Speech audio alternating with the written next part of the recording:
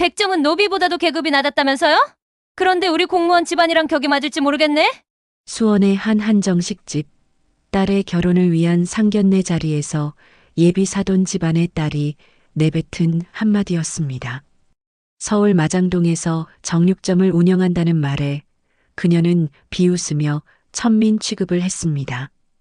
공무원 집안이라는 자부심으로 가득 찬 그들은 정육점 사장을 노골적으로 무시했고 급기야 조선시대 백정 이야기까지 꺼내며 모욕했습니다. 하지만 그들은 알지 못했습니다.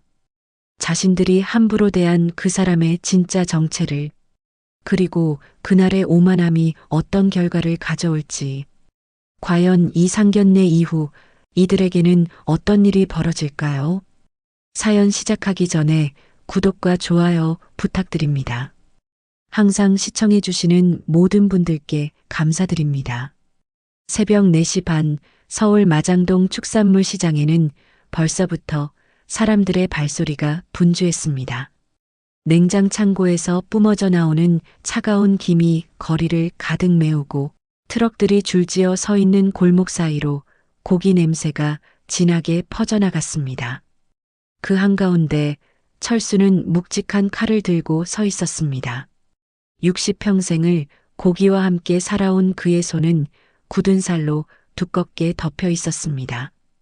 칼자루를 쥔 손가락마다 깊게 패인 주름이 보였고 손등에는 오래된 칼자국 흉터가 여러 개 남아 있었죠.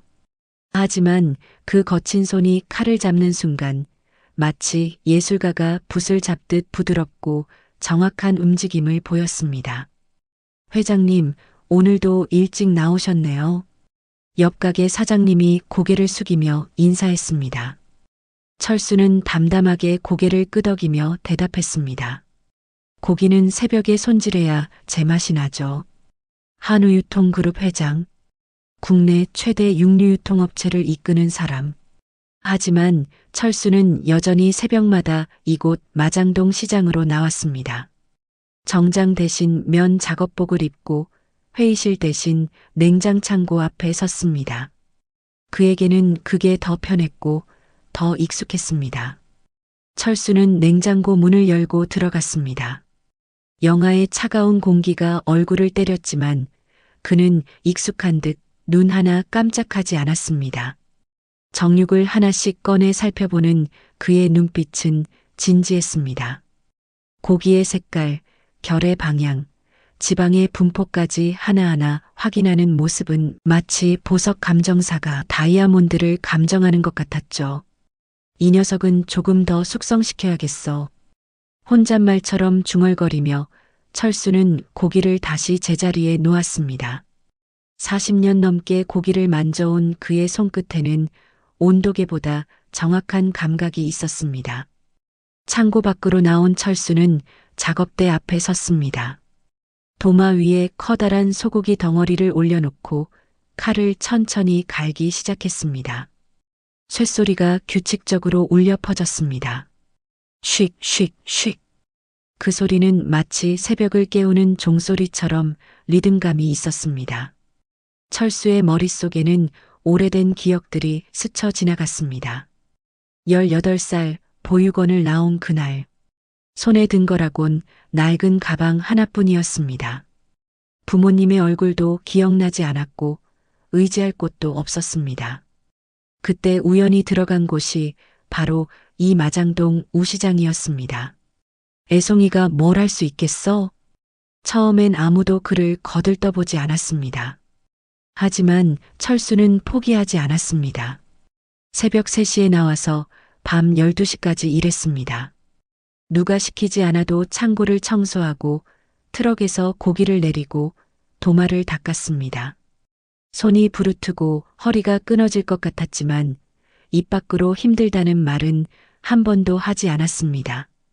저 친구 성실하긴 하네.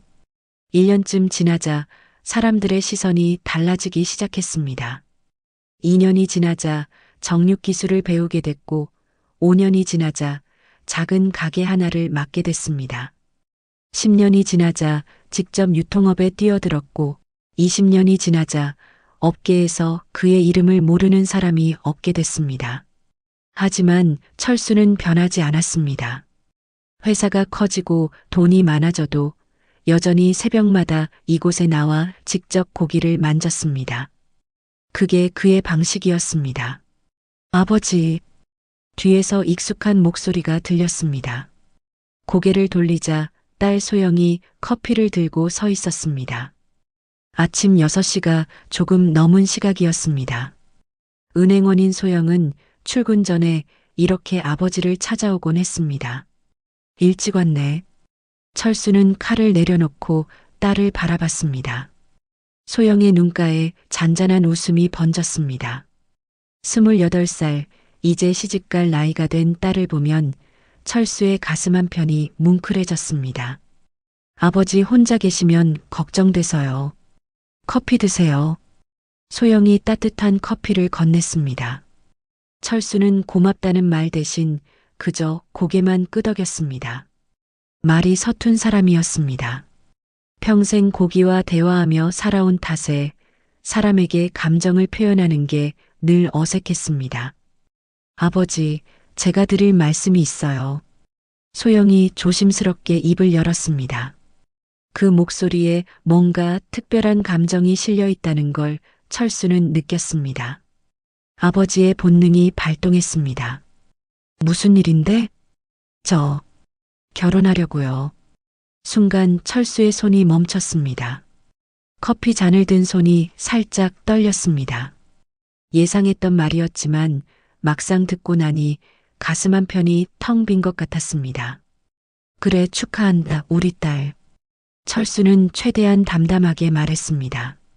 하지만 목소리가 약간 떨리는 걸 숨길 수는 없었습니다. 소영은 아버지의 그런 모습을 알아챘는지 살며시 아버지의 팔을 잡았습니다. 준호라는 사람이에요. 수원에서 공무원으로 일하고 있어요. 착하고 성실한 사람이에요. 그래, 좋은 사람 만났구나. 철수는 고개를 끄덕이며 딸의 머리를 쓰다듬었습니다. 소영의 얼굴에 환한 미소가 번졌습니다. 다음 달 초에 양가 부모님 서로 만나서 식사하시는 건 어떨까요?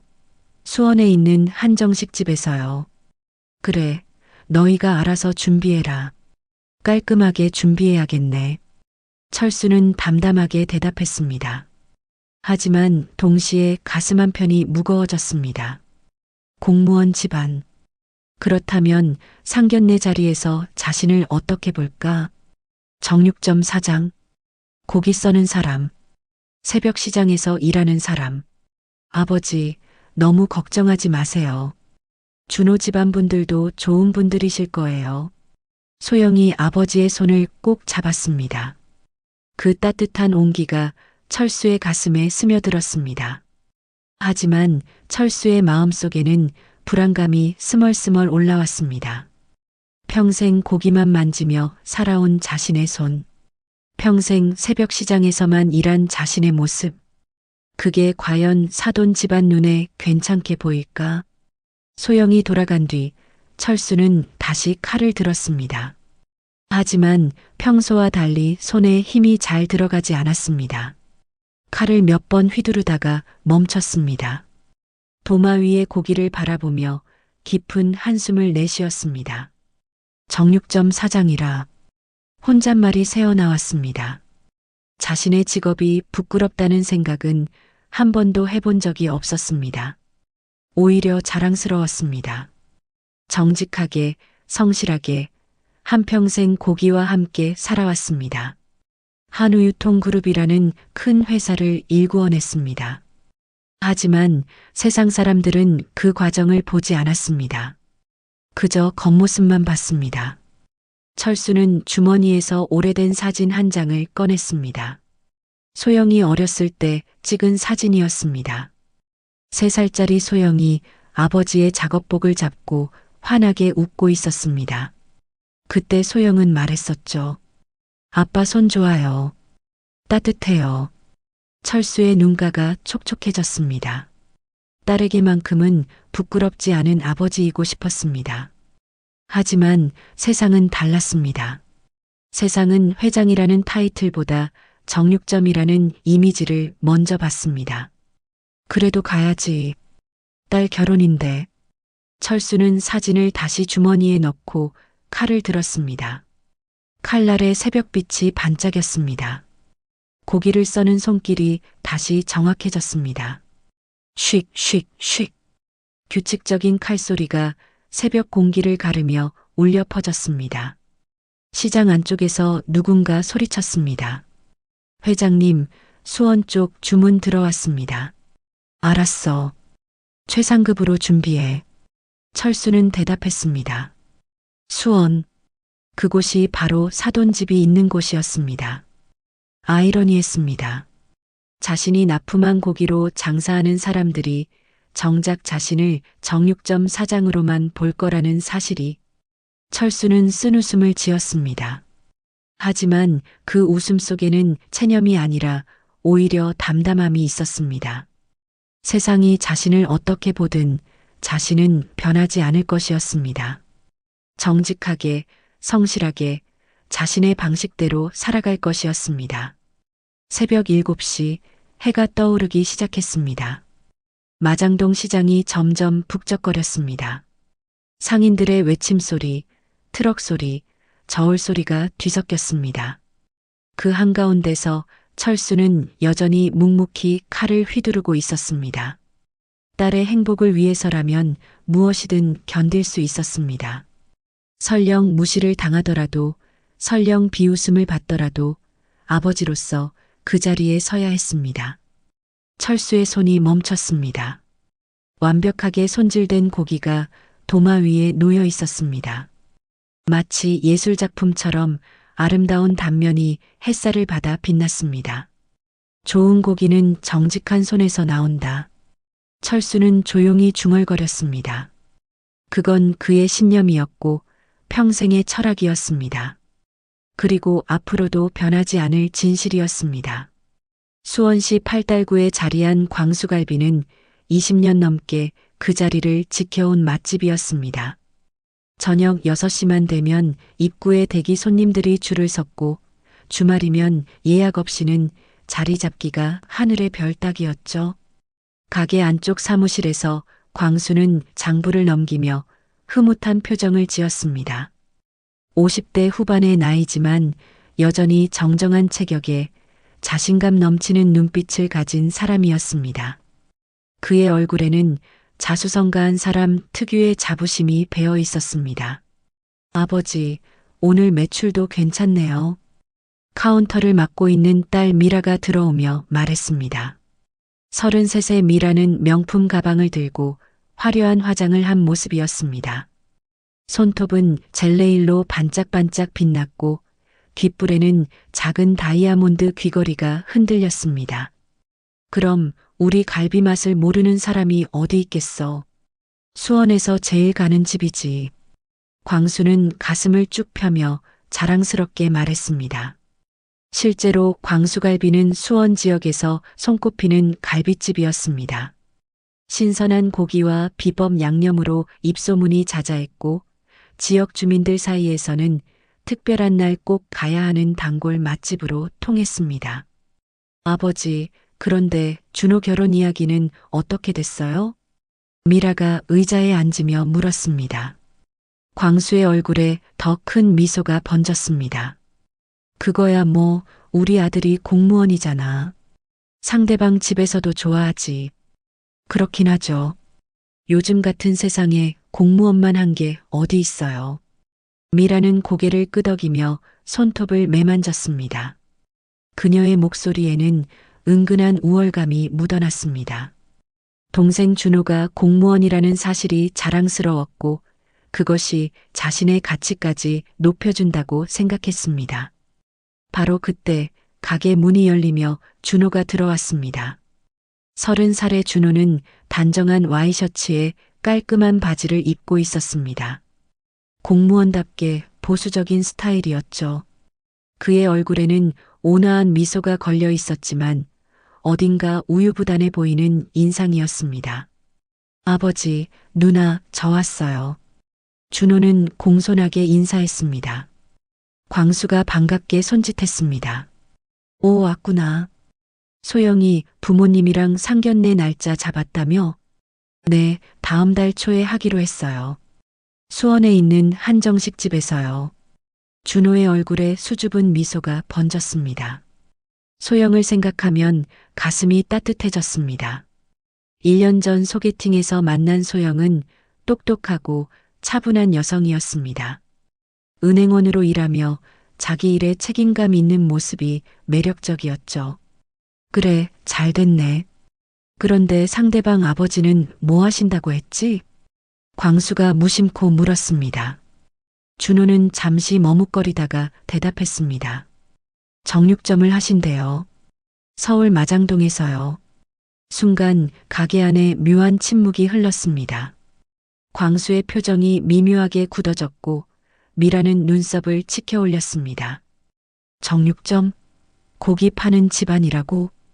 미라의 목소리에 분명한 실망감이 묻어났습니다. 그녀는 의자에서 몸을 앞으로 숙이며 동생을 바라봤습니다. 준호야, 너 공무원인데 정육점 집안이랑 결혼하는 거 괜찮겠어? 누나, 그게 무슨 말이야? 소영이는 정말 좋은 사람이야. 준호가 당황하며 말했습니다. 하지만 그의 목소리에는 힘이 없었습니다. 평소처럼 확신에 찬 어조가 아니었죠. 광수는 팔짱을 끼고 생각에 잠겼습니다. 그의 이마에 주름이 깊게 패였습니다. 정육점이라. 요즘 세상에 고기 썰어서 파는 집안이라니. 광수의 말투에는 은근한 무시가 담겨 있었습니다. 그는 자신이 운영하는 갈빗집을 요식업의 정점이라고 생각했습니다. 손님을 맞이하고 서비스를 제공하고 분위기를 만드는 일. 그것은 단순히 고기를 파는 것과는 차원이 다르다고 여겼죠. 아버지, 그래도 서울에서 장사하시면 규모가 있지 않을까요? 준호가 조심스럽게 말했습니다. 하지만 미라가 코웃음을 쳤습니다. 서울이면 뭐해? 마장동이잖아. 거기 새벽시장 아니야? 도매로 고기 파는데. 미라는 스마트폰을 꺼내 마장동을 검색했습니다. 화면에는 새벽시장의 모습이 나왔습니다. 좁은 골목길, 냉장 창고들, 작업복을 입은 상인들의 모습. 미라의 표정이 더욱 굳어졌습니다. 봐, 이런 데서 일하시는 거야. 우리랑은 좀 격이 안 맞는 거 아니야? 그 말에 준호의 얼굴이 창백해졌습니다. 소영의 얼굴이 떠올랐습니다. 환하게 웃으며 아버지 이야기를 할 때의 그 따뜻한 표정. 소영에게 아버지는 세상에서 가장 존경하는 사람이었습니다. 누나, 그렇게 말하면 안 돼. 소영이 아버지는 정직하게 일하시는 분이야. 준호가 목소리를 높였습니다. 하지만 광수가 손을 들어 아들을 제지했습니다. 야, 내 누나 말도 일리가 있어. 우리는 수원 최고의 갈빗집을 하는 집안이고 너는 공무원이잖아. 근데 상대방은 뭐랄까 좀 다른 세계 사람 같은데. 광수의 말에는 명백한 차별의식이 담겨 있었습니다. 그는 자신의 가게를 자랑스러워했고 아들의 공무원 신분을 자랑으로 여겼습니다. 그런 그에게 정육점 사장이라는 직업은 자신들보다 한 단계 아래로 느껴졌습니다. 아버지, 준호의 목소리가 떨렸습니다. 그는 무언가 말하고 싶었지만 평생 아버지와 누나 앞에서 자신의 의견을 강하게 주장해 본 적이 없었습니다. 항상 순종적이었고 항상 가족의 의견을 따랐습니다. 뭐, 그래도 상견례는 해야지. 어차피 약속했으니까. 광수가 손을 내저으며 말했습니다. 하지만 그의 표정에는 내키지 않는다는 게 역력했습니다. 맞아요. 한번 만나보고 판단해야죠. 혹시 알아요? 생각보다 괜찮은 분들일 수도 있고. 미라가 말했지만 그녀의 목소리에는 비아냥이 섞여 있었습니다. 이미 마음속으로 판단을 내린 듯한 어조였죠. 준호는 아무 말도 하지 못했습니다. 가슴이 답답했습니다. 소영에게 이 이야기를 어떻게 전해야 할까? 아니, 전하지 말아야 할까? 그는 깊은 고민에 빠졌습니다. 밖에서는 손님들의 웃음소리가 들려왔습니다. 지글지글 고기 굽는 소리, 식기 부딪히는 소리, 활기찬 대화 소리. 하지만 사무실 안의 분위기는 묘하게 냉랭했습니다. 광수는 다시 장부를 펼쳤습니다. 하지만 숫자들이 눈에 들어오지 않았습니다. 머릿속에는 한 가지 생각만 맴돌았습니다. 정육점 집안, 고기 파는 사람, 우리 아들한테 어울리는 집안일까? 미라는 거울을 꺼내 립스틱을 고쳤습니다.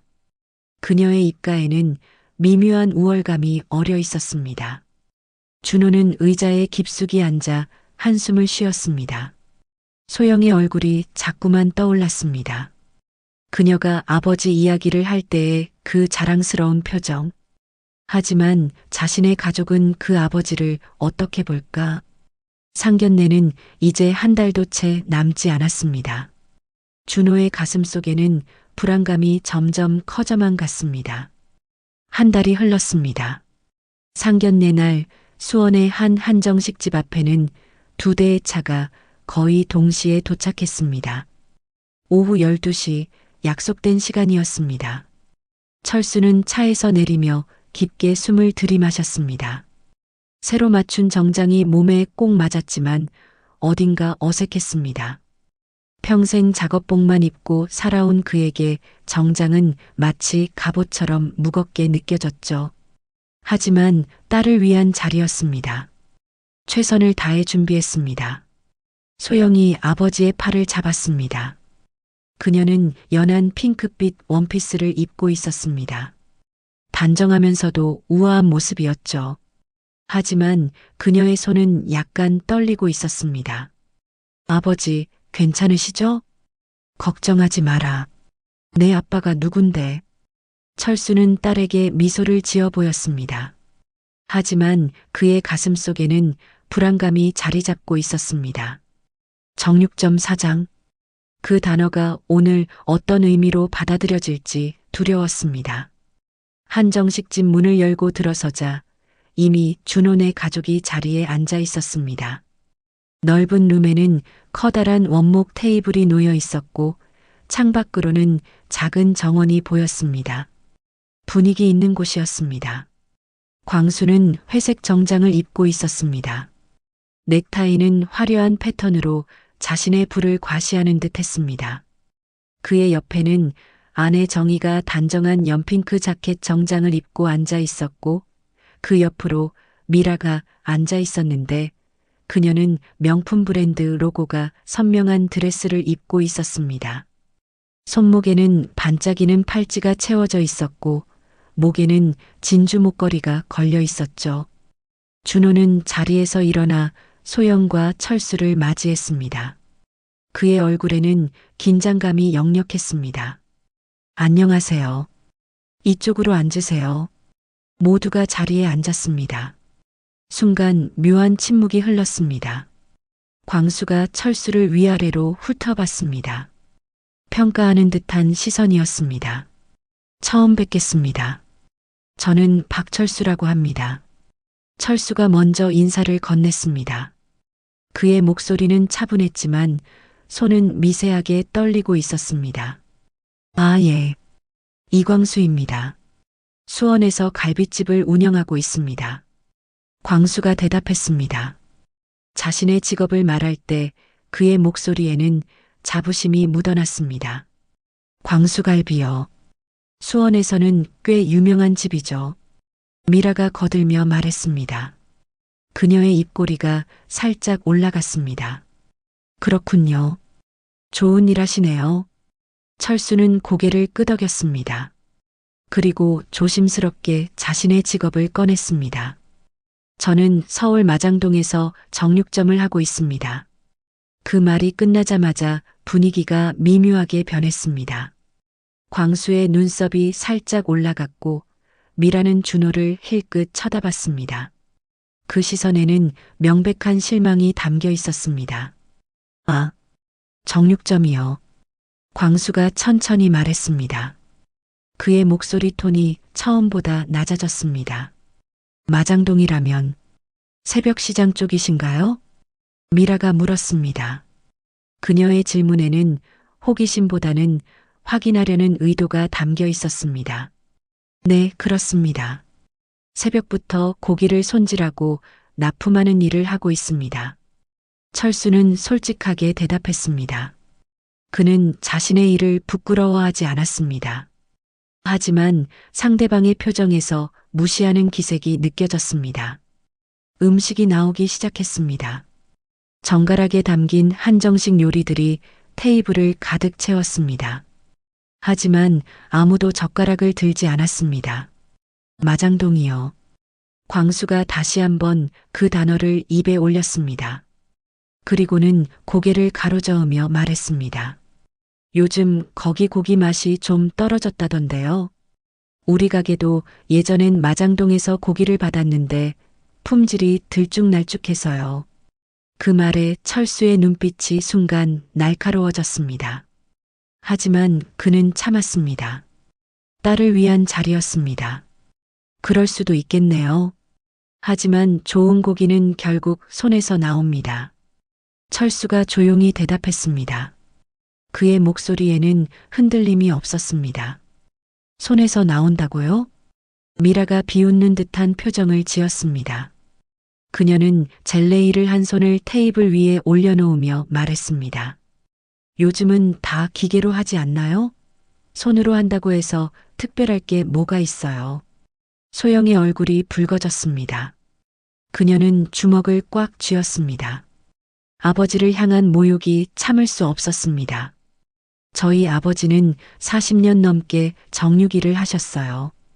그 손끝에는 어떤 기계도 따라올 수 없는 기술이 있습니다. 소영의 목소리가 떨렸습니다. 하지만 그 떨림 속에는 분노가 섞여 있었습니다. 아, 그래요? 40년이나. 광수가 고개를 끄덕였습니다. 하지만 그의 표정에는 여전히 무시하는 기색이 역력했습니다. 그래도 요즘은 유통이 중요하잖아요. 우리는 이제 횡성에서 직거래로 받으려고 해요. 납품업체를 거치면 중간 마진만 붙고 품질 관리도 안 되니까요. 그 말에 철수는 잠시 침묵했습니다. 그리고 천천히 입을 열었습니다. 좋은 고기는 손보다 마음에서 나옵니다. 진심으로 고기를 대하지 않으면 아무리 좋은 원육이 들어와도 제맛이 나지 않습니다.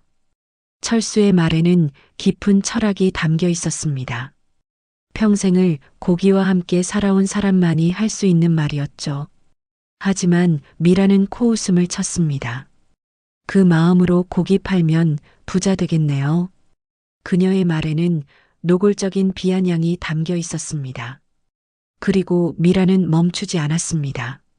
마치 재미있는 이야기라도 하듯 가볍게 웃으며 말을 이었습니다.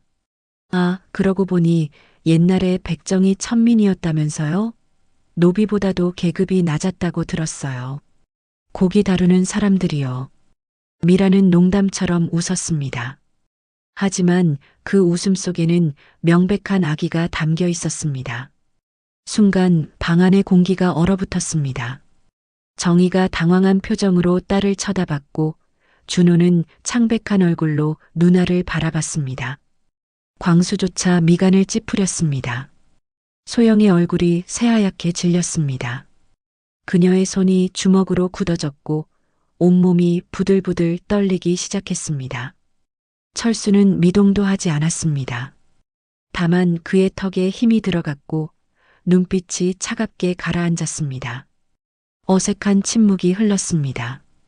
미라는 뒤늦게 분위기를 파악한 듯 손을 흔들며 말했습니다. 아, 농담이에요, 농담. 요즘 세상에 그런 게 어디 있어요. 너무 예민하게 받아들이지 마세요. 하지만 이미 엎질러진 물이었습니다. 그 말은 농담으로 포장할 수 없는 모욕이었습니다. 준호가 당황한 표정으로 누나를 쳐다봤지만 그는 아무 말도 하지 못했습니다. 소영의 눈에서 눈물이 맺히기 시작했습니다. 그녀는 떨리는 손으로 물잔을 들었다가 다시 내려놓았습니다. 가슴이 터질 것 같았습니다. 철수는 딸의 그 모습을 보았습니다. 사랑하는 딸이 고통스러워하는 모습, 그것이 그의 가슴을 찢어 놓았습니다. 음식 드시죠. 철수가 젓가락을 들며 말했습니다. 하지만 그의 손은 미세하게 떨리고 있었습니다. 분노인지 슬픔인지 모욕감인지 알 수 없는 복잡한 감정이 그의 마음속에서 소용돌이쳤습니다. 식사는 고통스러운 침묵 속에서 진행됐습니다. 광수와 미라는 가끔씩 수군거리며 철수를 힐끗힐끗 쳐다봤습니다. 그 시선 하나하나가 칼날처럼 날카로웠습니다. 준호는 고개를 숙인 채 음식을 입에 넣었지만 아무 맛도 느낄 수 없었습니다. 그는 소영을 쳐다보고 싶었지만 차마 고개를 들 수 없었습니다. 소영은 젓가락을 놓았습니다. 더 이상 참을 수 없었습니다. 눈물이 볼을 타고 흘러내렸습니다. 철수는 그런 딸의 어깨를 가만히 두드려 주었습니다. 그의 거친 손이 딸의 등을 쓰다듬는 모습은 말없는 위로였습니다. 괜찮다. 철수가 작은 목소리로 속삭였습니다. 하지만 그의 가슴 속에는 분노와 슬픔이 소용돌이치고 있었습니다. 식사가 끝나갈 무렵 광수가 입을 열었습니다. 그럼 결혼 준비는 어떻게 진행할까요? 형식적인 질문이었습니다. 그의 목소리에는 진심이 담겨 있지 않았습니다. 바로 그때 소영이 자리에서 일어섰습니다. 미라의 백정 발언 이후 방 안은 얼음장처럼 차가운 침묵에 휩싸였습니다. 소영의 손이 떨렸습니다. 주먹을 쥐었다 폈다를 반복했습니다. 그녀의 얼굴은 창백했지만 두 볼은 분노로 붉게 달아올랐습니다. 가슴 속에서 뜨거운 무언가가 치솟아 올랐습니다. 철수는 여전히 조용했습니다. 그는 딸의 떨리는 손을 보았습니다. 그 순간 그의 가슴이 찢어지는 것 같았습니다. 평생 정직하게 살아온 자신 때문에 사랑하는 딸이 이런 모욕을 듣고 있다는 사실이 견딜 수 없이 고통스러웠습니다. 아, 농담이에요, 농담. 요즘 세상에 그런 게 어디 있어요. 미라가 뒤늦게 웃으며 둘러댔지만 그 말은 이미 공기 중에 퍼진 독과 같았습니다. 지울 수 없는 상처를 남겼습니다. 정희는 불편한 표정으로 시선을 피했습니다. 광수는 미간을 찌푸렸지만 딸을 나무라지는 않았습니다. 준호는 고개를 숙인 채 입술만 깨물고 있었습니다. 그 순간이었습니다. 소영이 천천히 자리에서 일어섰습니다. 모든 시선이 그녀에게 쏠렸습니다. 그녀의 눈에서 눈물이 흘러내렸지만 그 눈빛은 흔들리지 않았습니다. 오히려 불꽃처럼 타오르고 있었습니다. 소영아. 철수가 조용히 딸을 불렀습니다. 하지만 소영은 고개를 저었습니다. 이제 더 이상 참을 수 없었습니다. 죄송하지만 소영의 목소리가 떨렸습니다. 하지만 그 떨림 속에는 단호함이 담겨 있었습니다. 이 결혼은 여기서 끝내겠습니다. 방 안의 공기가 순간적으로 얼어붙었습니다. 광수의 눈이 크게 떠졌고 정희는 놀란 표호로 입을 가렸습니다. 미라는 믿을 수 없다는 듯 소영을 쳐다봤습니다. 뭐라고요? 미라가 먼저 소리쳤습니다. 그녀의 목소리에는 당황과 분노가 가득했습니다. 지금 무슨 소리예요? 갑자기 결혼을 끝낸다니? 소영은 미라를 똑바로 바라봤습니다. 더 이상 눈물도 나지 않았습니다. 대신 차가운 분노만이 남아 있었습니다. 갑작스러운 게 아닙니다. 오늘 이 자리가 저에게 많은 걸 보여줬어요. 소영의 목소리는 점점 더 단단해졌습니다. 사람을 직업으로 판단하고 백정이니 천민이니 하는 말로 모욕하는 분들과는 가족이 될 수 없습니다.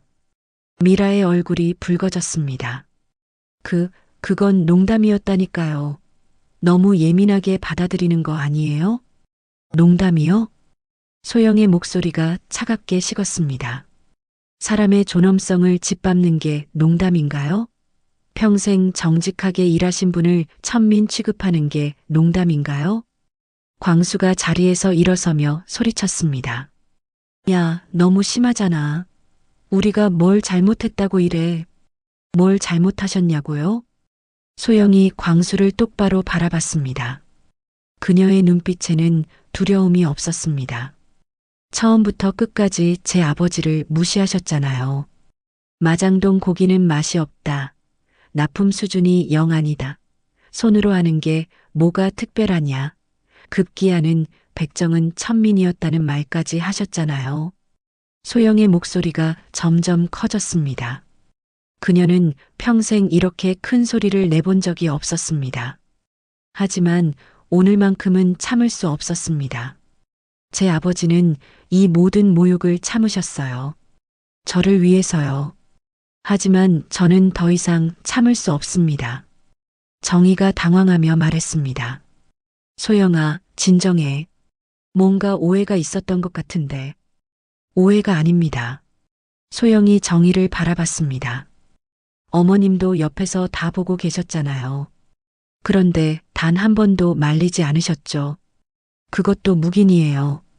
정희는 할 말을 잃었습니다. 그녀는 고개를 돌렸습니다.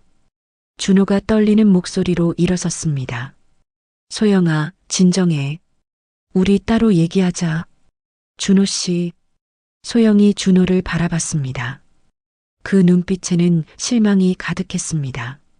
준호 씨는 오늘 단 한마디도 하지 않으셨어요. 가족분들이 제 아버지를 모욕할 때, 백정이라는 말이 나올 때, 단 한 번도 막지 않으셨죠. 준호의 얼굴이 창백해졌습니다. 그는 변명하고 싶었지만 입이 떨어지지 않았습니다. 저는 그런 사람과는 평생을 함께할 수 없어요. 사랑하는 사람을 지켜주지 못하는 사람이라면요. 소영의 말이 준호의 가슴을 날카롭게 찔렀습니다. 그는 비틀거리며 의자를 잡았습니다. 철수가 조용히 자리에서 일어섰습니다. 그는 딸의 어깨에 손을 얹었습니다. 소영아, 됐다. 이제 가자. 철수의 목소리는 차분했습니다. 하지만 그 속에는 깊은 슬픔이 배어 있었습니다. 아버지. 소영이 아버지를 바라봤습니다. 철수는 고개를 끄덕이며 미소 지었습니다. 하지만 그 미소는 너무나 쓸쓸했습니다. 괜찮다. 내가 옳은 일을 한 거야. 철수는 광수와 미라를 바라봤습니다. 그의 눈빛은 차갑지만 품이 있었습니다. 저는 오늘 많은 것을 배웠습니다. 사람은 겉모습이 아니라 속마음으로 판단해야 한다는 거요. 광수가 비웃으며 말했습니다. 뭐가 겉모습이에요? 우리가 현실적인 얘기를 한 것뿐인데. 현실적인 얘기라. 철수는 쓸쓸하게 웃었습니다. 사람을 천민 취급하는 게 현실적인 얘기인가요? 정육점 사장을 백정이라고 부르는 게 현실적인 얘기인가요? 미라가 소리쳤습니다. 그러니까 농담이었다니까요. 왜 이렇게 예민하게 받아들여요? 농담으로 하면 모욕이 아닌가요? 철수의 목소리에 힘이 실렸습니다. 저는 평생 정직하게 일했습니다. 새벽부터 밤까지 고기를 만지며 살았죠. 제 손에는 굳은 살이 박혀 있고 칼자국 흉터가 남아 있습니다. 하지만 저는 이 손을 부끄러워하지 않습니다. 철수는 자신의 손을 펼쳐 보였습니다. 거칠고 투박한 손이었습니다. 하지만 그 손에는 평생의 땀과 성실함이 배어 있었습니다. 이 손으로 제 딸을 키웠고 이 손으로 정직하게 돈을 벌었습니다. 그런데 그게 천민의 손인가요? 방안이 조용해졌습니다. 철수의 말에는 무게가 있었습니다. 그 무게가 모두를 짓눌렀습니다. 수고 많으셨습니다. 철수는 짧게 인사하고 돌아섰습니다. 소영이 아버지를 따라 방을 나섰습니다. 문이 닫히는 순간까지 아무도 말하지 못했습니다. 준호는 무너지듯 의자에 앉았습니다. 그의 눈에서 눈물이 흘러내렸습니다. 가장 소중한 것을 잃었다는 걸 이제야 깨달았습니다. 하지만 너무 늦었습니다. 미라는 황당하다는 표정으로 테이블을 쳤습니다. 뭐야, 진짜. 너무 오버하는 거 아니야? 광수도 불쾌하다는 듯 혀를 찼습니다. 격이 안 맞는 집안이야. 우리가 뭘 잘못했다고. 정희만이 조용히 창밖을 바라보며 한숨을 쉬었습니다. 한정식 집방, 철수와 소영은 차를 향해 걸어갔습니다. 오후에 햇살이 따스했지만 두 사람의 등은 쓸쓸해 보였습니다. 아버지, 제가 잘한 거죠? 소영의 목소리가 떨렸습니다. 철수는 걸음을 멈추고 딸을 꼭 안아주었습니다.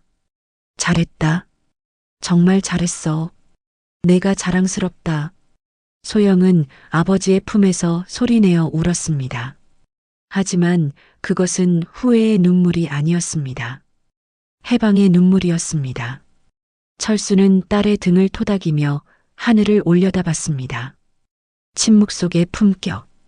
그것이 가장 강력한 한방이었습니다. 그날 밤 철수는 잠을 이루지 못했습니다. 침대에 누워 천장을 바라보며 온갖 생각들이 머릿속을 스쳐 지나갔습니다. 딸의 울먹이는 목소리, 미라의 비웃는 표정, 그리고 백정이라는 그 한마디, 그 모든 것들이 가슴속에서 소용돌이 쳤습니다.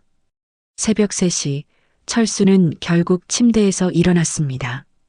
잠을 청하는 것은 포기했습니다. 대신 익숙한 곳으로 향하기로 했습니다. 마장동 시장. 그곳이 그에게는 가장 편한 장소였습니다. 새벽 4시, 철수는 냉장 창고 앞에 서 있었습니다. 차가운 김이 그의 얼굴을 감쌌습니다. 하지만 그 추위가 오히려 정신을 맑게 해주었습니다. 그는 작업복으로 갈아입고 작업대 앞에 섰습니다. 도마 위에 커다란 소고기 덩어리를 올려놓았습니다. 칼을 들었습니다. 무겁고 차가운 칼날이 손에 익숙하게 잡혔습니다. 쉿! 척칼이 고기를 가르며 들어갔습니다. 단면이 깔끔하게 드러났습니다. 선홍빛 고기의 결이 아름다웠습니다. 철수는 고기를 바라보며 생각했습니다. 사람이 고기보다 질겨선 안 돼. 그의 입에서 혼잣말이 흘러나왔습니다. 부드러워야 제맛이 나지. 칼질을 계속하면서 철수는 깨달았습니다. 어제 상견례 자리에서 만난 사람들. 그들은 겉은 화려했지만 속은 거칠고 질겼습니다. 사람을 대하는 태도가 너무 날카롭고 차갑했습니다. 반면 고기는 달랐습니다. 겉은 거칠어 보여도 제대로 손질하면 속은 부드럽고 맛있었습니다. 정성을 들이면 최고의 맛을 냈습니다. 사람도 그래야 했습니다. 겉이 아니라 속이 부드러워야 했습니다. 새벽 5시, 철수는 칼질을 멈췄습니다. 그리고 주머니에서 휴대폰을 꺼냈습니다. 연락처를 하나 찾아 전화를 걸었습니다. 상대방은 한우유통그룹의 영업부장이었습니다. 여보세요, 회장님? 전화기 너머로 당황한 목소리가 들렸습니다. 새벽 5시에 걸려온 전화였으니 놀랄만 했습니다. 김 부장, 미안하지만 급한 일이 있어서. 철수의 목소리는 차분했습니다. 수원 지역 거래처 목록 좀 보내줄 수 있나? 수원이요? 지금 바로 보내드리겠습니다. 잠시 후 휴대폰에 파일이 도착했습니다. 철수는 목록을 천천히 내려보았습니다. 수십 개의 음식점 이름이 나열되어 있었습니다. 그리고 그 중간쯤에 한 이름이 보였습니다. 광수갈비. 철수는 그 이름을 오래 바라봤습니다. 어제 자신과 딸을 모욕했던 사람의 가게. 백정이라고 비웃었던 사람의 가게. 하지만 아이러니하게도 그 가게는 자신의 회사에서 고기를 공급받고 있었습니다. 철수는 천천히 전화를 걸었습니다. 김 부장. 네, 회장님. 수원 광수갈비 납품 중단. 짧고 명확한 지시였습니다. 전화기 너머로 잠시 침묵이 흘렀습니다. 김 부장은 이유를 묻지 않았습니다. 박철수 회장의 결정에는 항상 이유가 있었고 그 이유를 캐묻는 것은 예의가 아니라는 걸 알고 있었습니다. 알겠습니다, 회장님. 즉시 처리하겠습니다.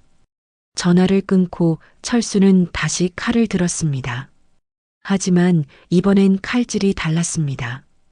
더 정확했고 더 단호했습니다. 그는 복수를 하려는 게 아니었습니다. 다만 선을 그은 것이었습니다. 사람의 존엄성을 무시하는 사람과는 거래할 수 없다는 선. 그것이 그의 철학이었습니다.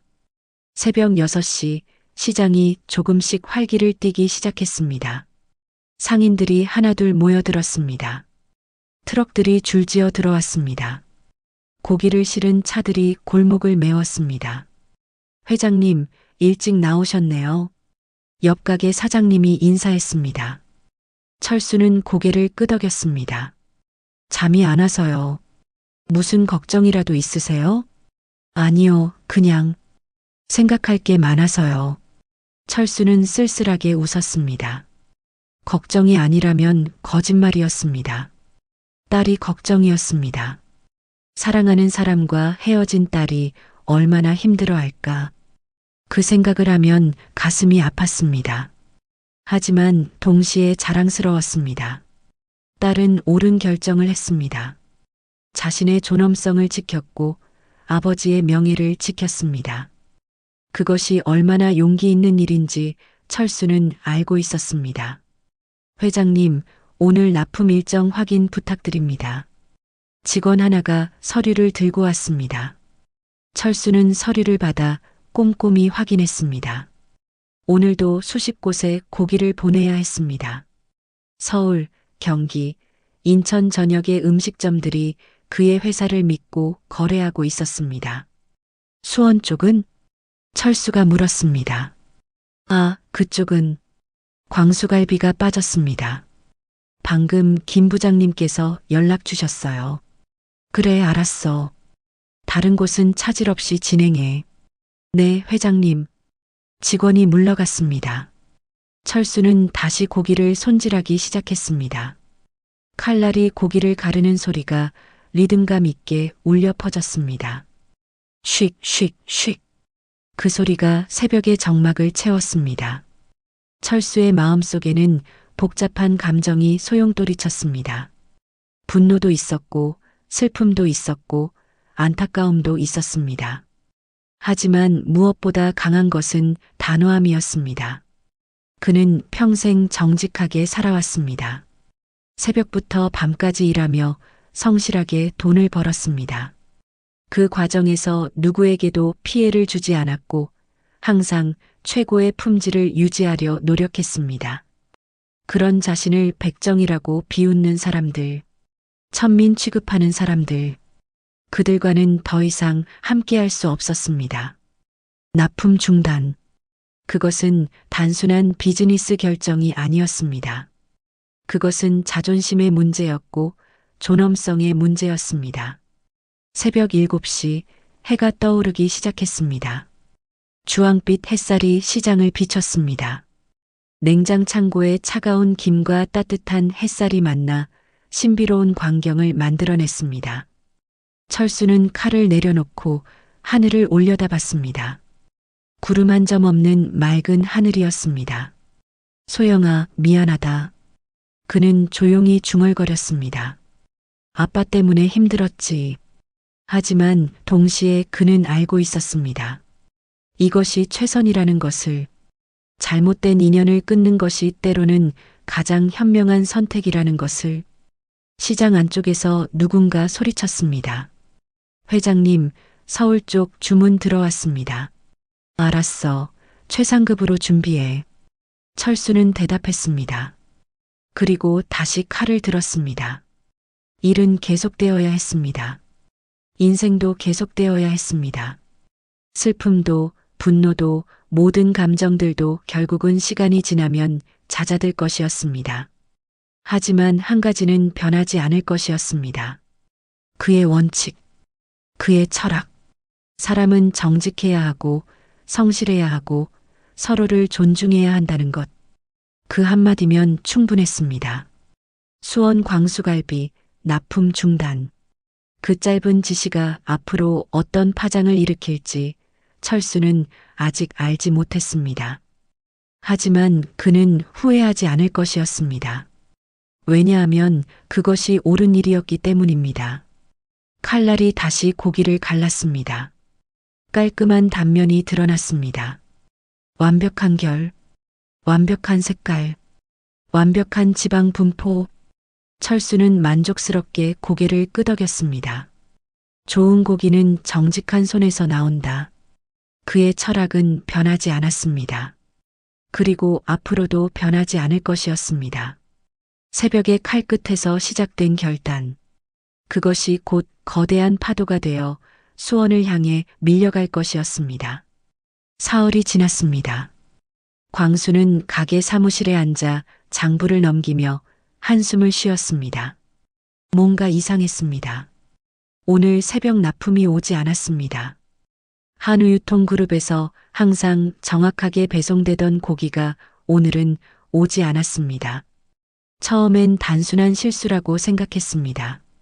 배송 차량이 늦어지는 경우도 가끔 있었으니까요. 하지만 오전 10시가 넘어도 연락이 없었습니다. 광수는 휴대폰을 꺼내 한우유통그룹 영업부로 전화를 걸었습니다. 여보세요. 저 광수갈비인데요. 오늘 납품이 안 왔는데 무슨 일인가요?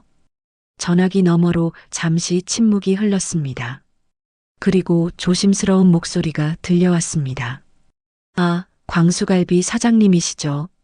죄송하지만 거래가 중단되었습니다. 광수의 손이 멈췄습니다. 귀를 의심했습니다. 뭐라고요? 거래 중단이요? 무슨 소리예요? 위에서 내려온 지시입니다. 더 이상 말씀드릴 수 없습니다. 죄송합니다. 전화가 끊어졌습니다. 광수는 멍하니 휴대폰을 내려다봤습니다. 이해할 수 없었습니다. 10년 넘게 거래해온 업체였습니다. 한 번도 문제가 없었습니다. 대금도 항상 제때 지불했습니다. 왜 갑자기 거래가 중단된 걸까요? 광수는 다른 납품업체에 전화를 걸기 시작했습니다. 수원 지역의 육류 도매상들이었습니다. 여보세요. 거기 선일축산이죠? 저 광수갈비 사장인데요. 오늘 당장 고기 좀 받을 수 있을까요? 하지만 대답은 차갑고 조심스러웠습니다. 아, 광수갈비요? 죄송하지만 지금 물량이 없어서요. 물량이 없다고요? 어제까지만 해도 재고가 충분하다고 하셨잖아요.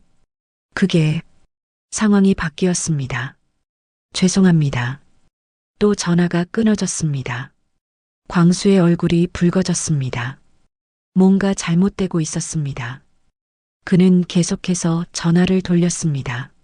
한 곳, 두 곳, 세 곳. 하지만 대답은 모두 비슷했습니다. 광수갈비요? 죄송하지만 거래가 어려울 것 같습니다. 지금은 다른 업체들과 계약이 꽉 차서요. 저희도 공급이 불안정해서 새로운 거래처를 받기 힘듭니다. 거절, 거절, 거절. 모두가 광수를 피하고 있었습니다. 점심시간이 다가왔습니다. 광수는 냉장고를 열어봤습니다. 남아있는 고기는 오늘 장사하기에도 빠듯한 양이었습니다. 내일은? 모레는? 식은땀이 등을 타고 흘러내렸습니다. 아버지, 무슨 일이에요? 미라가 사무실로 들어왔습니다. 그녀는 아버지의 창백한 얼굴을 보고 놀랐습니다. 고기가 안 들어와. 광수의 목소리가 떨렸습니다. 한우유통그룹에서 거래를 끊었어. 다른 데도 다 거절이야. 미라의 얼굴이 굳어졌습니다. 그게 무슨... 왜요? 모르겠어. 아무도 이유를 말해주지 않아. 광수는 책상에 주저앉았습니다. 20년 넘게 가게를 운영하면서 이런 일은 처음이었습니다. 그날 저녁 손님들은 평소와 다름없이 찾아왔습니다. 하지만 고기가 부족했습니다. 광수는 메뉴판에서 몇 가지 항목을 지워야 했습니다. 사장님, 특등심 주세요. 죄송합니다. 오늘은 특등심이 품절이에요. 그럼 LA 갈비는요? 그것도 오늘은 어려울 것 같습니다. 손님들의 표정이 굳어졌습니다. 실망한 얼굴로 자리에서 일어나는 사람들도 있었습니다. 여기 원래 고기 좋다고 소문났는데 요즘 뭐가 문제예요? 그 말이 광수의 가슴을 찔렀습니다. 이틀째 되는 날 상황은 더 악화됐습니다. 광수는 지푸라기라도 잡는 심정으로 지방의 작은 도축업체를 찾아갔습니다. 수원에서 1시간 반을 운전해서 간 곳이었습니다. 제발 좀 도와주십시오. 저희 가게가 20년 넘게 운영된 곳입니다. 작은 도축장 사장은 난처한 표정을 지었습니다. 광수갈비 사장님이시죠? 소문은 들었습니다만. 무슨 소문이요? 업계에서 다들 조심하라고 하더라고요. 한우유통그룹이 거래를 끄는 데는 이유가 있을 거라고. 광수의 얼굴이 창백해졌습니다. 그게 무슨, 정확히는 모릅니다. 하지만 박철수 회장님이 직접 지시한 거래 중단이라고 들었어요. 그분이 그런 결정을 내리는 건 처음이라고 하더군요. 박철수? 그 이름을 듣는 순간 광수의 머릿속이 하얗게 변했습니다. 상견례 자리, 정육점, 마장동, 백정이라는 말, 모든 것이 연결되기 시작했습니다. 설마, 광수는 입술이 바짝 말랐습니다. 그래도 저희는 도와드릴 수 있습니다. 다만, 도축장 사장이 조심스럽게 말을 이었습니다. 품질은 보장할 수 없어요. 그리고 가격도 좀 비쌉니다. 한우유통그룹처럼 물량도 안정적이지 않고요. 광수는 선택의 여지가 없었습니다. 좋습니다. 일단 거래합시다. 사흘째 되는 날 드디어 고기가 들어왔습니다. 하지만 광수는 고기를 보자마자 한숨을 쉬었습니다. 색깔이 어두웠습니다. 지방 분포도 고르지 않았습니다. 한우유통그룹에서 봤던 고기와는 확연히 달랐습니다. 이걸로 장사를 하라고? 미라가 고기를 보며 한숨을 쉬었습니다. 어쩔 수 없잖아. 일단 이걸로라도 버텨야지. 그날 저녁 손님들의 반응은 냉정했습니다. 사장님, 이 고기 뭐예요? 맛이 예전 같지 않은데요. 고기가 질기네요. 광수갈비 원래 이렇지 않았는데. 여기 유명하다고 해서 왔는데 실망이에요. 하나둘씩 불만이 터져 나왔습니다. 광수는 얼굴이 화끈거렸습니다. 평생 장사하면서 이런 소리를 들어본 적이 없었습니다. 일주일이 지났습니다. 매출은 반토막이 났습니다. 단골 손님들이 하나둘 떠나가기 시작했습니다. 인터넷 리뷰에는 악평이 달리기 시작했습니다. 광수갈비 요즘 왜 이래요? 고기 품질이 완전 떨어졌어요. 예전 맛이 아니네요. 다시는 안 갈 듯. 고기값은 비싼데 맛은 형편없음. 비추천. 광수는 사무실에 앉아 머리를 감싸쥐었습니다. 20년 동안 쌓아온 명성이 일주일 만에 무너지고 있었습니다. 아버지. 미라가 조심스럽게 들어왔습니다. 그녀의 얼굴도 창백했습니다. 이거 혹시 저 때문인가요? 상견례 때. 광수는 대답하지 않았습니다. 하지만 그의 침묵이 곧 대답이었습니다. 미라의 입술이 떨렸습니다. 그날 상견례 자리에서 자신이 했던 말들이 떠올랐습니다. 백정, 천민. 그 말들이 이제 부메랑이 되어 돌아오고 있었습니다. 아버지, 제가 가서 사과할게요. 사과? 광수가 비웃었습니다. 지금 사과한다고 해서 뭐가 달라지겠니? 이미 엎질러진 물이야. 하지만 그의 목소리는 떨리고 있었습니다. 처음으로 진짜 두려움을 느꼈습니다. 업계 전체가 자신을 외면하고 있었습니다. 한우유통그룹의 영향력이 이렇게 클 줄은 몰랐습니다. 박철수라는 사람이 단순한 정육점 사장이 아니라는 것을 이제야 깨달았습니다. 그는 수원 육류시장 전체를 쥐락펴락하는 사람이었습니다. 그의 한마디면 가게가 망할 수도 있는 사람이었습니다. 광수는 창밖을 바라봤습니다.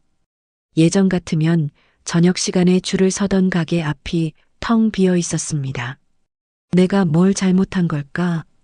그의 입에서 나온 말이었지만 그는 이미 답을 알고 있었습니다. 2주일이 지났습니다. 광수는 더 이상 버틸 수 없었습니다. 매출은 계속 떨어졌고 직원들에게 월급을 주기도 어려워졌습니다. 품질 낮은 고기로는 손님들을 붙잡을 수 없었습니다. 결국 광수는 결심했습니다. 직접 서울로 가서 박철수를 만나야 했습니다. 무릎을 꿇고 사과해야 했습니다. 자존심 같은 건 중요하지 않았습니다. 가게를 살려야 했습니다. 오전 10시 광수는 미라와 함께 차에 올랐습니다. 아버지, 정말 가실 거예요? 미라의 목소리가 떨렸습니다. 그녀는 화려한 옷차림을 버리고 수수한 검정색 정장을 입고 있었습니다. 명품 가방도 집에 두고 왔습니다. 가야지. 이대로 있다간 가게가 망해. 광수의 목소리는 지쳐 있었습니다. 2주일 동안 제대로 잠을 자지 못했습니다. 얼굴에는 깊은 그늘이 드리워져 있었습니다. 차는 서울을 향해 달렸습니다. 1시간의 거리였지만 광수에게는 평생처럼 느껴졌습니다. 마장동에 도착했습니다. 새벽 시장의 분위기는 낮에도 여전히 활기찼습니다. 트럭들이 오가고 상인들이 고기를 나르고 거래가 이루어지는 곳이었습니다. 광수는 차에서 내려 주변을 둘러봤습니다.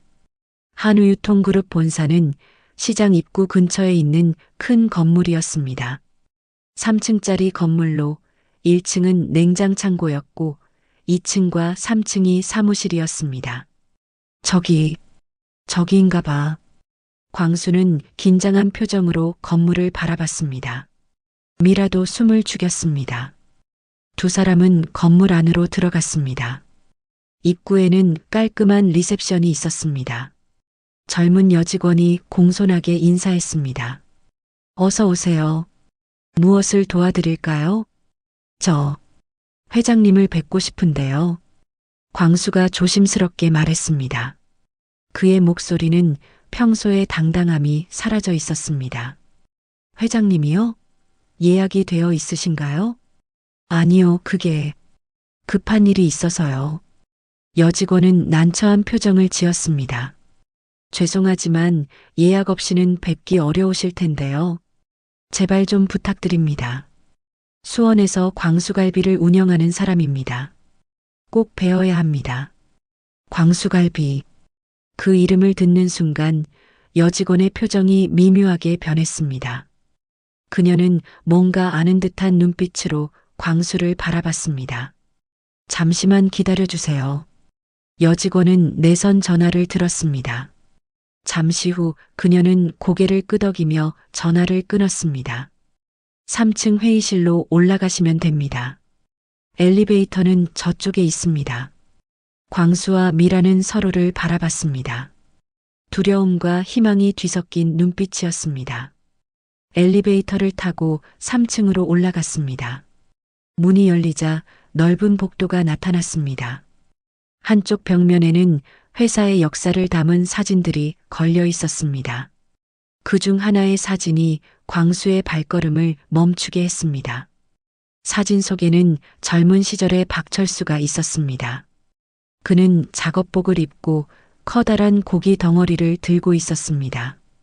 땀에 젖은 얼굴이었지만 눈빛은 빛나고 있었습니다. 사진 아래에는 문구가 적혀 있었습니다. 1985년 창립자 박철수 대표, 마장동 우시장에서의 시작. 광수는 그 사진을 오래 바라봤습니다. 젊은 박철수의 모습에서 자신과 비슷한 무언가를 느꼈습니다. 맨손으로 시작한 사람, 땀 흘려 일한 사람, 이쪽입니다. 비서가 나타나 그들을 안내했습니다. 넓은 회의실 문이 열렸습니다. 회의실은 깔끔하고 현대적이었습니다. 큰 타원형 테이블이 놓여 있었고 한쪽 벽면은 전면 유리창으로 되어 있어 마장동 시장이 한눈에 내려다 보였습니다. 회장님께서 곧 오실 겁니다. 잠시만 기다려 주십시오. 비서가 물을 따라주고 나갔습니다. 광수와 미라는 긴장한 채 자리에 앉았습니다. 5분이 지났습니다. 문이 열렸습니다. 들어온 사람은 박철수였습니다. 그는 깔끔한 와이셔츠에 정장 바지를 입고 있었습니다. 소매를 걷어올린 팔에는 여전히 굳은 살이 박힌 손이 보였습니다. 그의 얼굴은 차분했지만 눈빛은 날카로웠습니다. 광수는 순간 숨이 멎는 것 같았습니다. 상견례 자리에서 봤던 그 정육점 아저씨. 하지만 지금 그의 모습은 완전히 달랐습니다. 회장실에서 보는 그는 한 명의 경영자였습니다. 강력한 힘을 가진 사람이었습니다. 광수갈비 사장님 오시느라 수고 많으셨습니다. 철수의 목소리는 담담했습니다. 그는 천천히 테이블 반대편에 앉았습니다. 광수는 입술이 바짝 말랐습니다. 준비했던 말들이 목구멍에서 막혔습니다. 저는 저희 고기 맛이 마음에 안 드셨다고 하셨죠? 철수가 먼저 입을 열었습니다. 그의 목소리는 조용했지만 무게가 있었습니다. 상견례 자리에서 말씀하셨습니다. 마장동 고기는 맛이 떨어진다고, 납품 수준이 영 아니라고. 광수의 얼굴이 하얗게 질렸습니다. 옆에서 미라도 고개를 푹 숙였습니다. 그리고 철수는 잠시 멈췄습니다. 그리고 차갑게 말을 이었습니다. 백정은 천민이었다는 말씀도 하셨죠. 그 말에 광수는 완전히 얼어붙었습니다. 미라의 손이 떨렸습니다. 철수는 창밖을 바라보며 천천히 말을 이었습니다. 저는 보육원 출신입니다. 부모님 얼굴도 모릅니다. 18살에 이곳 마장동에 왔을 때 제 손에 든 건 아무것도 없었습니다. 그의 목소리에는 감정이 실리지 않았습니다. 하지만 그 담담함이 오히려 더 무겁게 느껴졌습니다. 40년 동안 이 일을 했습니다. 새벽 3시에 일어나 밤 12시에 잠들었습니다. 단 하루도 쉬지 않았습니다. 철수는 자신의 손을 펼쳐 보였습니다. 굳은 살과 흉터가 가득한 손이었습니다. 이 손으로 제 딸을 키웠습니다. 대학까지 보냈습니다. 그리고 이 손으로 회사를 일궜습니다. 광수는 할 말을 잃었습니다. 그저 고개를 숙일 뿐이었습니다.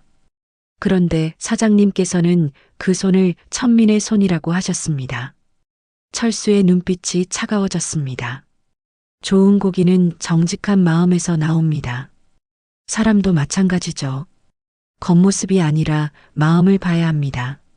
침묵이 흘렀습니다. 무거운, 짓누르는 듯한 침묵이었습니다. 미라가 먼저 무릎을 꿇었습니다. 그녀는 바닥에 이마를 대고 울기 시작했습니다. 죄송합니다, 회장님. 정말 죄송합니다. 그녀의 목소리는 떨렸습니다. 명품 옷을 입고 거만하게 웃던 그 모습은 온데간데 없었습니다. 몰라 배웠습니다. 제가 너무 무례했습니다. 용서해 주십시오. 광수도 자리에서 일어나 무릎을 꿇었습니다. 50대 후반의 남자가 바닥에 무릎을 꿇는 모습은 처절했습니다. 회장님, 제가 잘못했습니다. 제 무지함과 오만함이 큰 잘못을 저질렀습니다. 광수의 목소리가 떨렸습니다. 제발 한 번만 용서해 주십시오. 가게가 망하면 저희 가족이 길거리에 나앉습니다. 철수는 두 사람을 내려다봤습니다. 그의 얼굴에는 여전히 감정이 드러나지 않았습니다. 일어나십시오. 철수가 조용히 말했습니다. 무릎 꿇는다고 해서 달라지는 건 없습니다. 광수와 미라는 떨리는 몸으로 일어났습니다. 사람을 겉모습으로 판단하면 결국 자기 장사 맛부터 변하는 법입니다. 철수의 말이 가슴에 박혔습니다. 좋은 고기의 맛은 손끝에서 나오지만 장사의 맛은 마음에서 나옵니다. 사장님은 그걸 잊으셨습니다. 광수는 고개를 숙였습니다. 반박할 말이 없었습니다. 모든 게 사실이었습니다. 진심으로 반성하신다면. 철수가 잠시 멈췄습니다. 언젠가 기회를 드릴 수도 있겠지요. 그 말에 광수의 눈에서 눈물이 흘러내렸습니다. 희망의 불씨였습니다. 감사합니다, 회장님. 정말 감사합니다. 철수는 자리에서 일어났습니다. 하지만 지금은 아닙니다. 사장님이 진정으로 변했는지 시간이 증명해야 합니다. 그는 문을 향해 걸어갔습니다. 그리고 문 앞에서 멈춰서서 마지막으로 말했습니다. 사람의 진짜 품격은 돈이 아니라 태도입니다. 그걸 기억하십시오. 문이 닫혔습니다. 광수와 미라는 빈 회의실에 남겨졌습니다. 두 사람은 말없이 서로를 바라봤습니다. 이제야 깨달았습니다. 진짜 품격이 무엇인지, 그리고 자신들이 얼마나 잘못했는지. 서울에서 수원으로 돌아가는 차 안은 침묵으로 가득했습니다. 광수는 운전대를 잡은 채 아무 말도 하지 않았습니다. 그의 눈은 도로를 향하고 있었지만 정신은 다른 곳에 있었습니다. 회의실에서의 그 시간, 박철수의 차가운 눈빛, 그리고 자신이 무릎을 꿇었던 그 순간, 미라는 조수석에 앉아 창밖을 바라봤습니다. 그녀의 눈은 붉게 부어 있었습니다. 울음을 참느라 입술을 깨물었는데 그 자국이 아직도 남아 있었습니다. 아버지, 미라가 조심스럽게 입을 열었습니다. 하지만 광수는 대답하지 않았습니다. 그저 핸들을 더 꽉 쥘 뿐이었습니다. 집에 도착했을 때는 저녁 6시가 넘어 있었습니다. 정희가 현관에서 두 사람을 기다리고 있었습니다. 어떻게 됐어요? 정희가 불안한 얼굴로 물었습니다.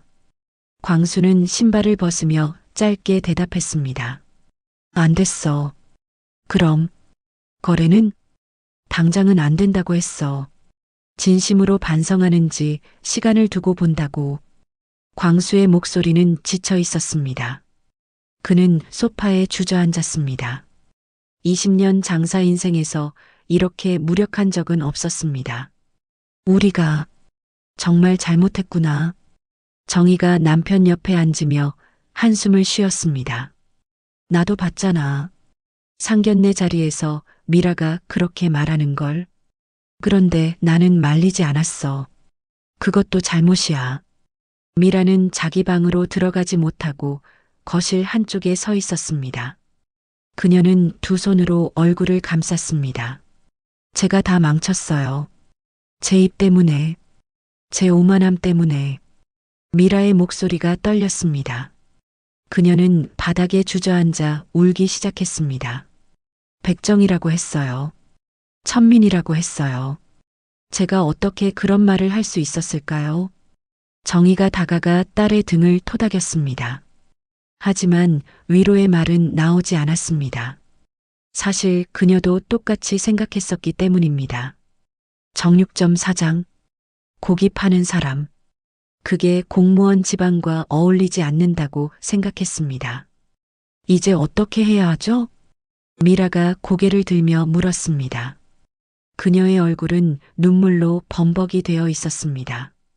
광수는 천장을 바라보며 말했습니다. 버텨야지. 지금 있는 고기로라도 장사를 계속해야 해. 그리고 그는 잠시 말을 멈췄습니다. 우리가 진짜로 변했다는 걸 보여줘야 해. 말이 아니라 행동으로. 다음 날부터 광순의 가족의 생활이 달라지기 시작했습니다.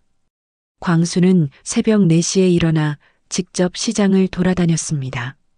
품질 좋은 고기를 구하기 위해서였습니다. 한우유통그룹의 고기만큼은 아니었지만 그나마 나은 것을 찾으려 애썼습니다. 미라는 가게에 나와 직접 일을 시작했습니다. 예전에는 카운터에서 계산만 했지만 이제는 홀을 돌며 손님을 맞았습니다. 명품 옷 대신 단정한 유니폼을 입었습니다.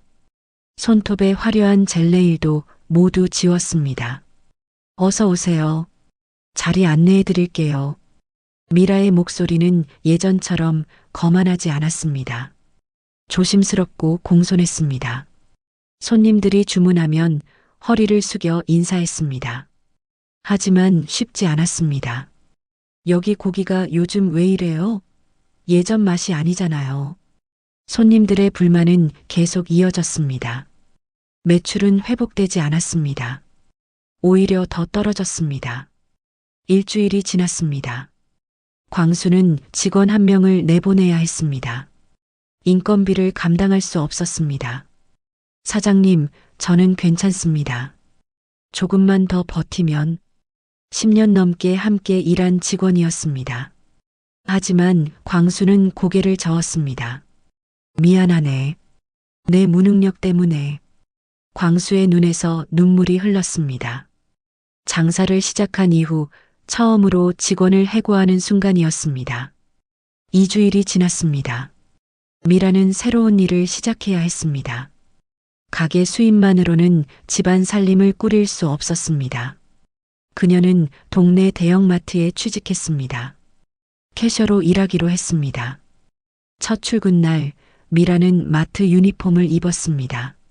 초록색과 흰색이 섞인 유니폼이었습니다. 명품 드레스를 입던 그녀에게는 너무나 낯선 옷이었습니다. 계산대 앞에 섰습니다.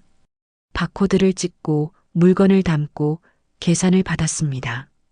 단순 반복 작업이었습니다. 감사합니다. 다음 손님 계산 도와드리겠습니다. 영수증 필요하세요? 하루 종일 같은 말을 반복했습니다. 오전 9시부터 오후 6시까지 점심시간 1시간을 제외하고는 계속 서 있어야 했습니다.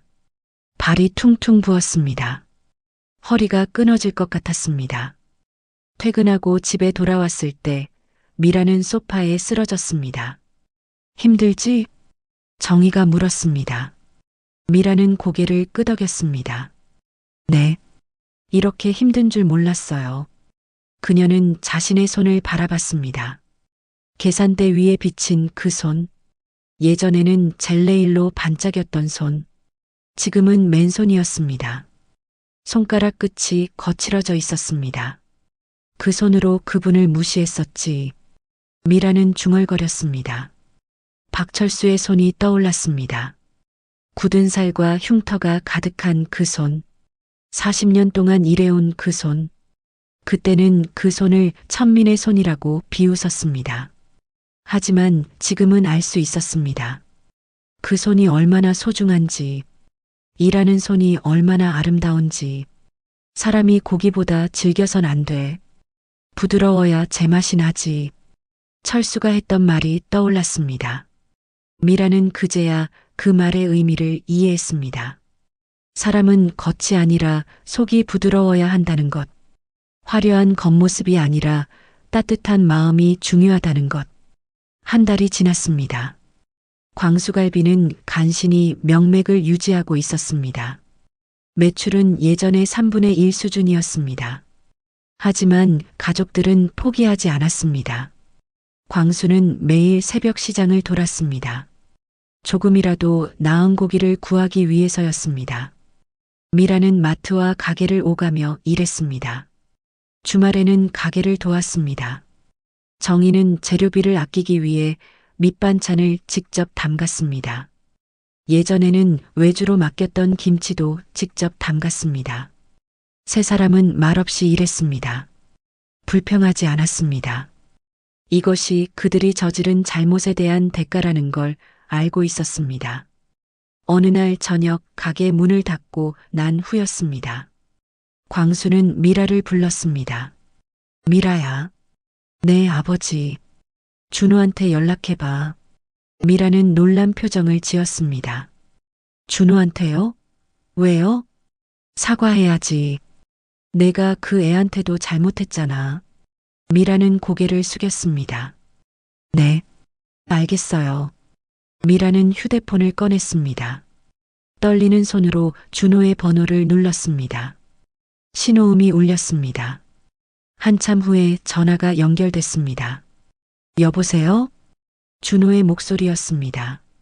예전보다 더 작고 조심스러웠습니다. 준호야. 나 미라야. 아, 누나. 침묵이 흘렀습니다. 어색한 침묵이었습니다. 준호야, 미안해. 정말 미안해. 미라의 목소리가 떨렸습니다. 내가 너무 잘못했어. 소영이 아버지한테도, 소영이한테도, 너한테도. 준호는 한참 동안 대답하지 않았습니다.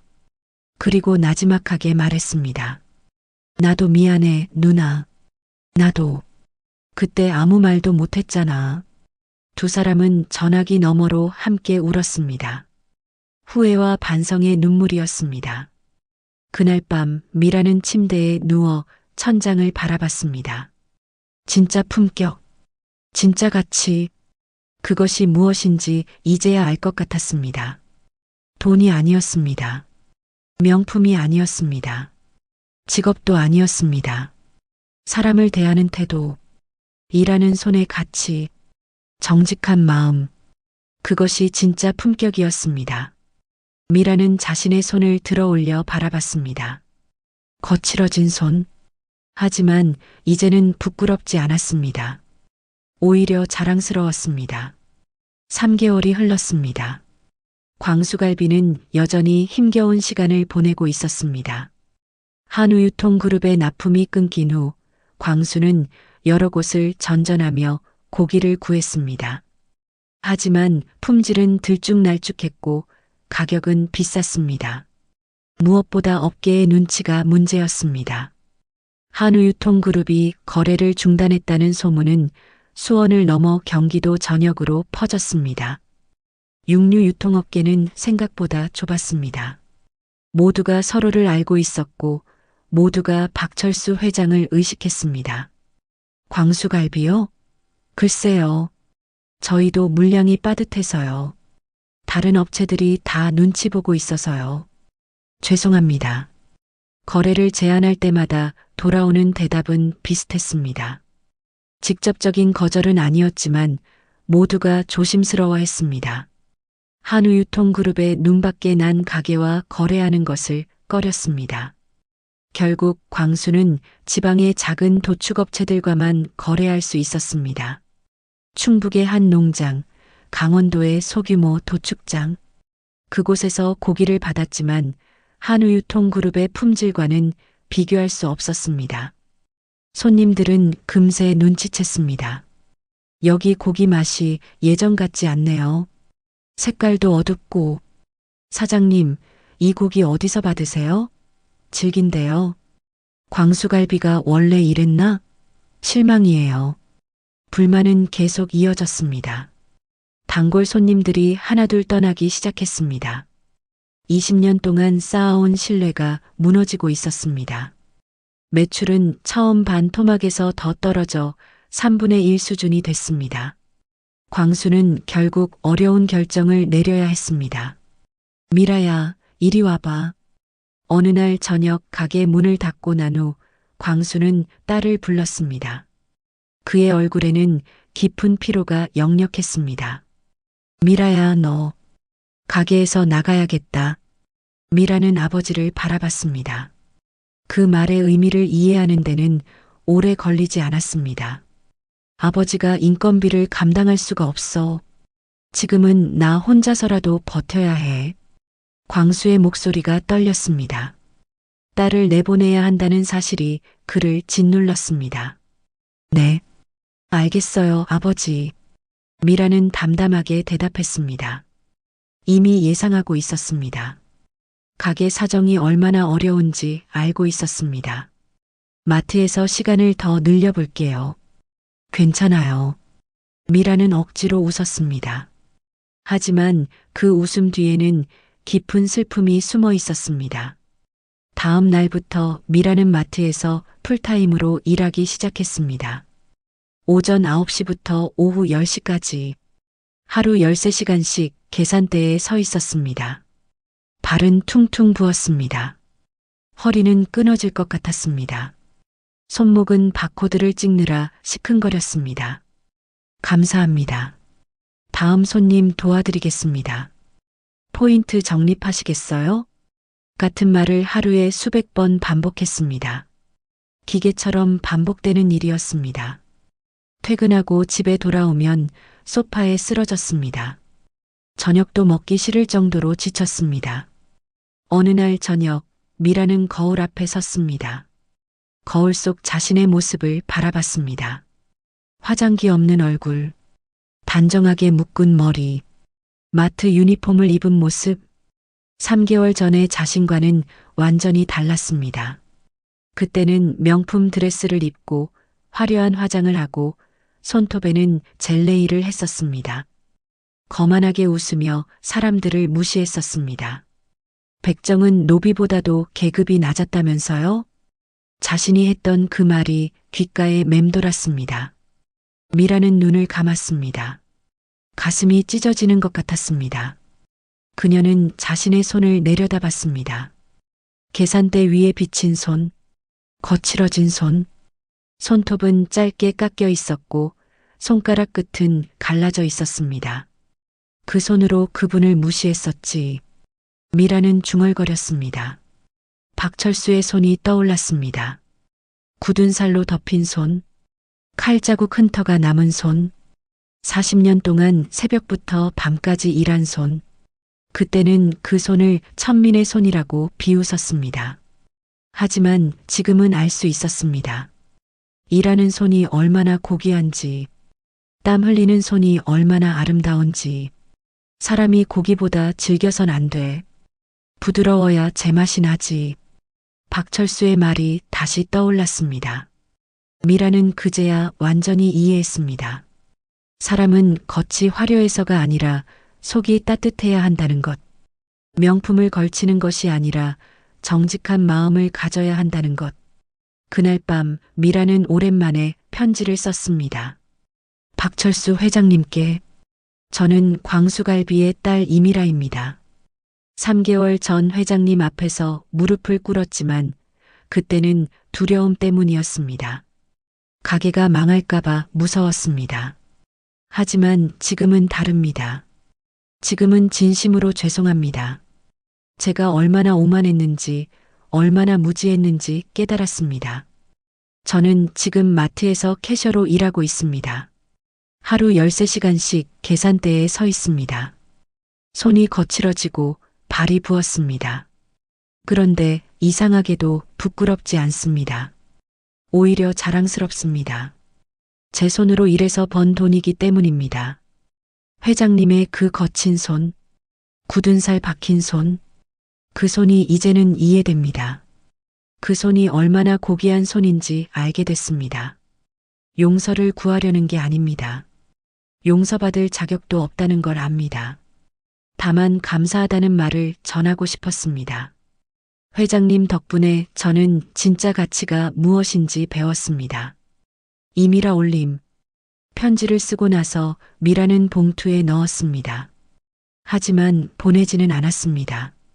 그냥 서랍 깊숙이 넣어뒀습니다. 보내는 것이 목적이 아니었습니다.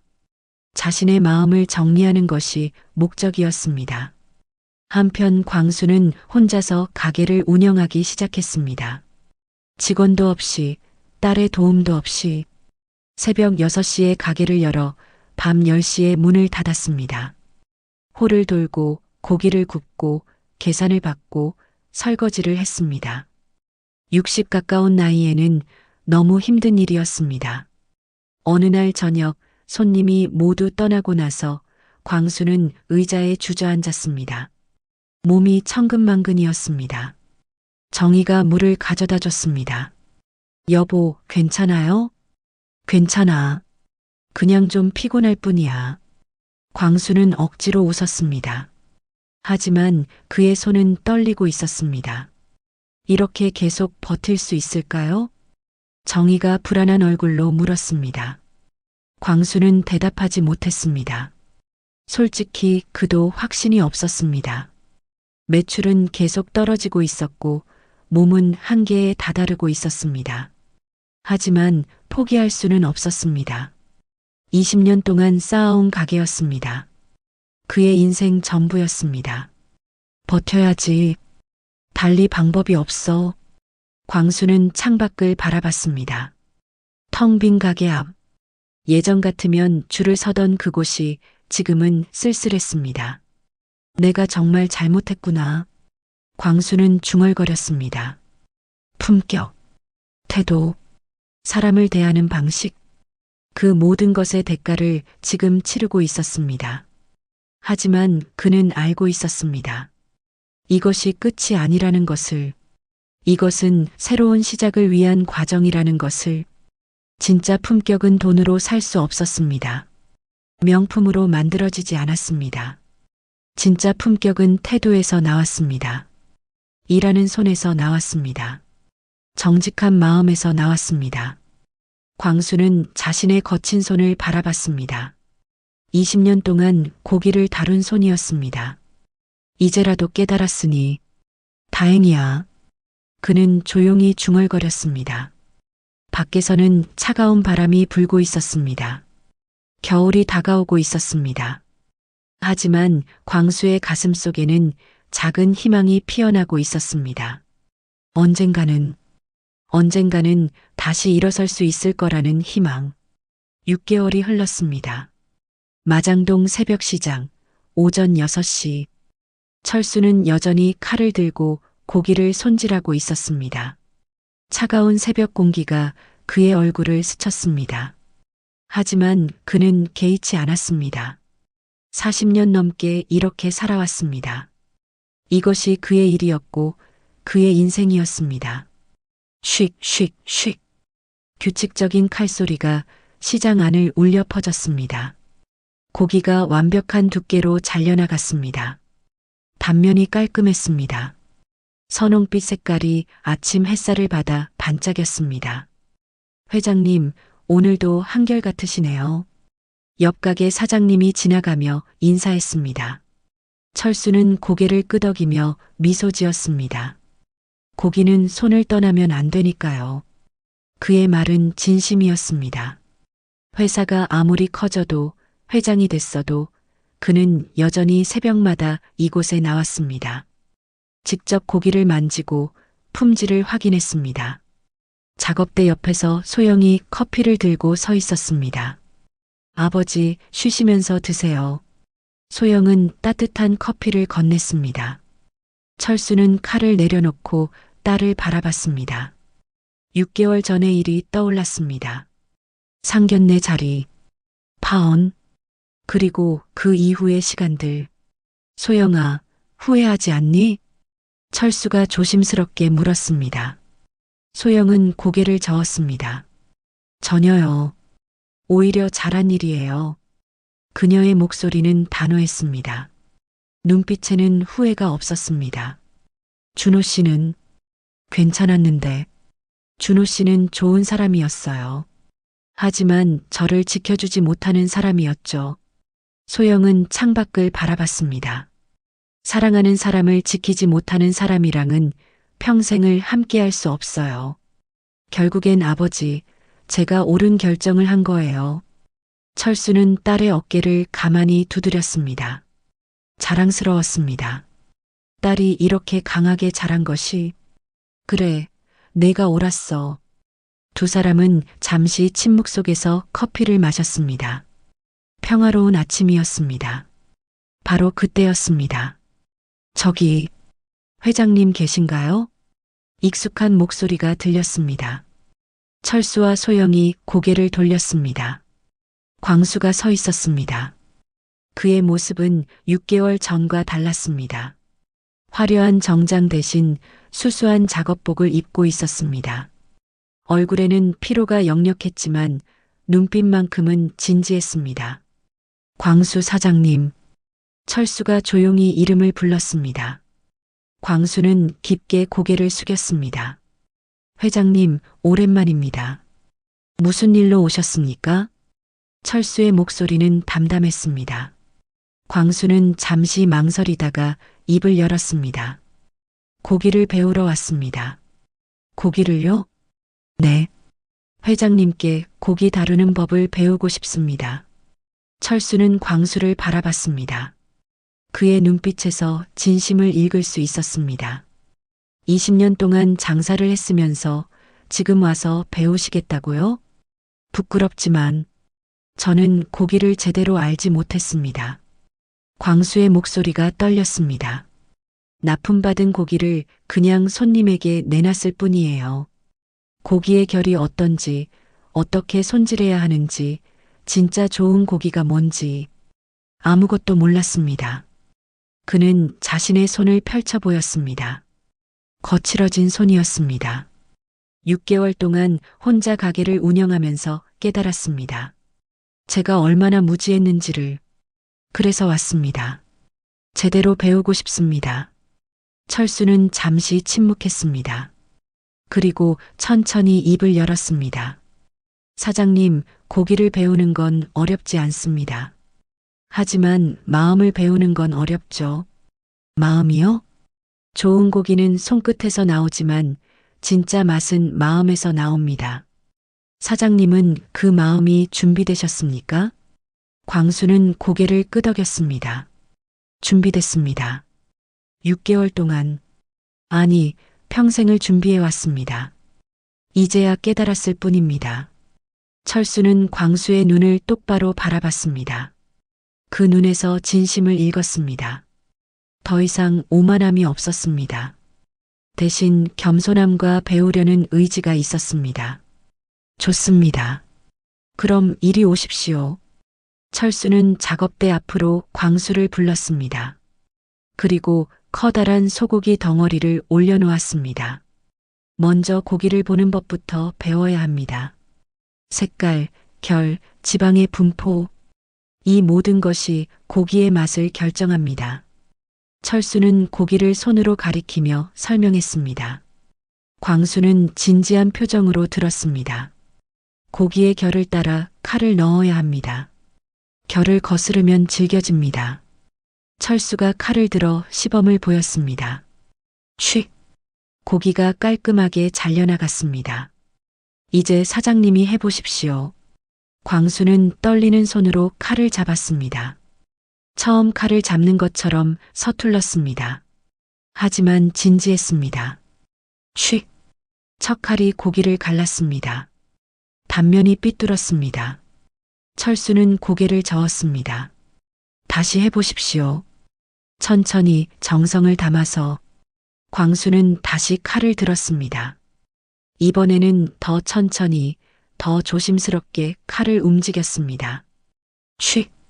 조금 나아졌습니다. 철수는 고개를 끄덕였습니다. 좋습니다. 고기는 서두르면 안 됩니다.